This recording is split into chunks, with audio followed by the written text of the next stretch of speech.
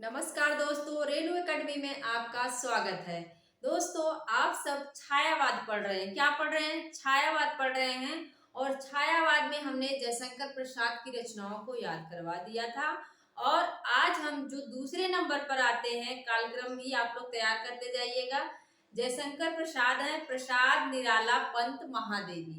ये नहीं कि प्रसाद पंत निराला कर दूं, पापा साथ में नहीं रहेगा, मतलब एक पा के बाद दूसरा पा नहीं आएगा। प्रसाद निराला पंत महादेवी ऐसे करना है। तो दोस्तों, आज हम निराला की रचनाओं को याद करेंगे और उनसे संबंधित जो महत्वपूर्ण तथ्य हैं, जिन चीजों को पूछा जाता है, उसको भी हम साथ में देखते चलेंगे। तो देखते हैं क्या है सूर्यकांत त्रिपाठी निराला, जिसे हम शॉर्ट में सिर्फ निराला कह देते हैं। तो क्या है, निराला जी का जन्म अगर देखें तो कब होता है? 1800 कोई 99 मानता है और कहीं कहीं 97 भी मिलता है। तो यहाँ पे 99 अक्सर हम देखते हैं कि जैसा कि 99 सरस्वती पांडे में भी दिया है, तो हम 99 ज्यादा सही मानेंगे। और इनका जन्म कहाँ होता है? तो महिषादल मेदिनीपुर में। कहाँ होता है? महिषादल। इनका जन्म जो है महिषादल मेदिनीपुर में होता है। और मृत्यु अगर देखें तो इनकी मृत्यु कहाँ होती है? इलाहाबाद। ज्यादातर इनका जो समय है, सभी लोग जानते हैं, इनका जो ज्यादातर समय है वो इलाहाबाद में बीतता है। और इलाहाबाद में ही क्या है, इनकी मृत्यु हो जाती है। और जैसा कि सब जानते हैं कि निराला जी जो है बहुत ही फक्कड़ स्वभाव के थे। उनका जो स्वभाव था बहुत ही फक्कड़ था। वो किसी को अपने आगे गिनते नहीं थे, किसी के आगे झुकते उठते नहीं थे। एक बार उनको जो है नेहरू जी बुलाते हैं, लेकिन वो नहीं जाते हैं। उनका कहना था कि वो ही हमारे पास आए, हम क्यों उनके पास जाए।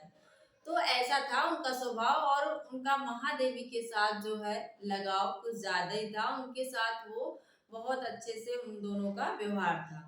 इसके बाद हम देखते हैं जो सूर्यकांत त्रिपाठी निराला जी हैं, वो उनको मुक्त छंद का प्रथम प्रयोक्ता माना जाता है। मुक्तक छंद का, मुक्तक छंद का प्रयोग सबसे पहले वो किसने करते हैं? जूही की कली जो इनकी कविता है, क्या है?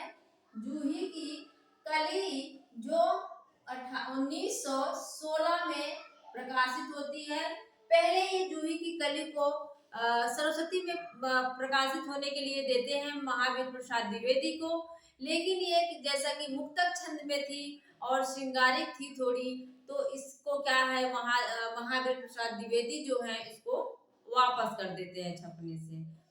तो ये पूछा भी जाता है कि किस रचना को महावीर प्रसाद द्विवेदी ने सरस्वती पत्रिका में छपने से मना कर दिया था? तो जूही की कली को। इसके बाद हम देखेंगे इनकी जो है रचनाएं। अगर पूछा जाए इनका पहला काव्य कौन सा है, पहला काव्य संग्रह कौन सा है, तो हम किसे बताएंगे? अनामिका को बताएंगे। और अंतिम कौन सा है? तो सांध्य काकली। क्या है? अंतिम कौन सा है? सांध्य काकली है। लेकिन अंतिम कविता अगर पूछी जाए तो इनकी अंतिम कविता जो है पत्रोत्कंठित का, ऐसे कुछ है, पत्रोत्कंठित जीवन का विष बुझा हुआ। क्या है? पत्रोत्कंठित जीवन का विष बुझा हुआ। और प्रथम कविता जूही की कली है। क्या है? ये प्रथम इनकी कविता मानी जाती है। अब हम देखेंगे इनकी जो रचनाएं हैं इसको याद कैसे करें। कोई भी कवि हो, आप देखते ही होंगे, या लेखक हो, उनकी रचनाएं बहुत सारी हैं। तो हमारी क्या खूबी है कि हम इनकी रचनाओं को ट्रिक से याद करते हैं। तो क्या है? अनामिका, परिमल, गीतिका, तुलसीदास, कुकुरमुत्ता, अरिमा, बेला, नए पत्ते, अर्चना, आराधना, गीत गुंज, सांध्य काकली। अब इसको एक स्टोरी बना के याद करेंगे। क्या है?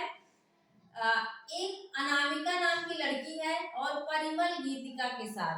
अनामिका जो है उसकी दो सहेलियां हैं, परिमल और गीतिका। क्या है? दो सहेलियां हैं, परिमल और गीतिका। उसके साथ जैसा कि इस समय तुलसी माता की पूजा भी हो रही है, तुलसी पूजन हो रहा है, तो तुलसी के पास आके बैठती हैं तीनों। और वहां देख रही हैं कि कुकुरमुत्ता, वहां पे देख रही क्या कि कुकुरमुत्ता निकला हुआ है। और वो एकदम अड़ गया है। अड़िमा मतलब वो क्या हुआ है, एकदम अड़ गया है, वो उखड़ ही नहीं रहा है। और देखती हैं उसमें से बेला, जैसे बेल जो है गोल गोल रहता है ऐसे, वैसे जो है अड़िमा में कुकुरमुत्ता में क्या निकले हैं, बेल की तरह निकले हुए हैं और उसमें नए पत्ते भी निकले हैं। मतलब जो अनामिका है परिमल गीतिका के साथ जो है आती है, तुलसी तुलसी के पास बैठती है। उसके बाद देख रही है कि यहाँ पे कुकुरमुत्ता निकला हुआ है। कुकुरमुत्ता क्या है, एकदम अड़ गया है, निकल ही नहीं रहा है। उसमें छोटे छोटे बेल की तरह गोल के बने हुए हैं और उसमें नए पत्ते भी निकले हुए हैं। ये सब होने के बाद वो करती है अर्चना। फिर क्या करती है, अर्चना आराधना गीत गुन, पहले अर्चना करती हैं, फिर आराधना करती हैं, इसके बाद गीत गाती हैं। और ये सब प्रोसेस कब हो रहा है, संध्या के समय, सांध्य काकली। याद रखना, सांध्य गीत अगर पूछता है तो महादेवी वर्मा का है, लेकिन सांध्य काकली अगर पूछता है, इसमें भी ला है और निराला में भी ला है। तो काकली अगर आता है ला ला तो निराला वाला है। और गीत में, गीत जो है वो देवी के लिए गाया जाता है तो महादेवी वर्मा हो जाएगा। फटाफट देख लो, अनामिका परिमल और गीतिका तीनों आती है, तुलसी के पास बैठती हैं। वहां देखती है कि कुकुरमुत्ता निकला हुआ है जो अड़ गया है, निकल ही नहीं रहा है।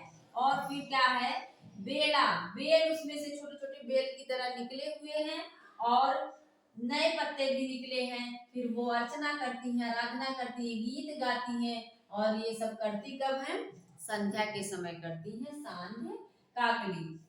और तुलसीदास में अगर पूछे कितने छंद हैं तो कितने हैं, 101 छंद है। और है क्या ये एक खंड काव्य है। क्या है, खंड काव्य है। और यहाँ पे गीतिका वगैरह ये सब जो है इनके काव्य संग्रह है। अगर राम की शक्ति पूजा पूछे किसकी रचना है तो सभी को पता होना चाहिए कि निराला जी की रचना है। राम की क्या है, शक्ति पूजा, एकदम बहुत ही सशक्त रचना है इनकी। राम की शक्ति पूजा जो है वो संस्कृत की शब्दावलियों से एकदम बहुत ही ऐसा लग रहा उत्कृष्ट काव्य है। और इस पे कृतवास रामायण का प्रभाव है। ये पूछा जाता है कि राम की शक्ति पूजा पर किसका प्रभाव है, तो किसका प्रभाव है, ये बंगला का जो बंगला की रचना है कृतवास रामायण, उसी का प्रभाव इस पर देखा जाता है। और निराला जी ने जो कवित्व है उसको हिंदी का जाति छंद कहते हैं। कवित्व को क्या कहते हैं, हिंदी का जाति छंद कहते हैं। दोस्तों इसके आगे जो है, जैसे अनामिका में कौन कौन सी कविताएं हैं और परिमल में कौन कौन सी कविताएं हैं, वो सब क्या करेंगे हम लोग बाद में दूसरे वीडियो में देखेंगे, वो भी ट्रिक के साथ।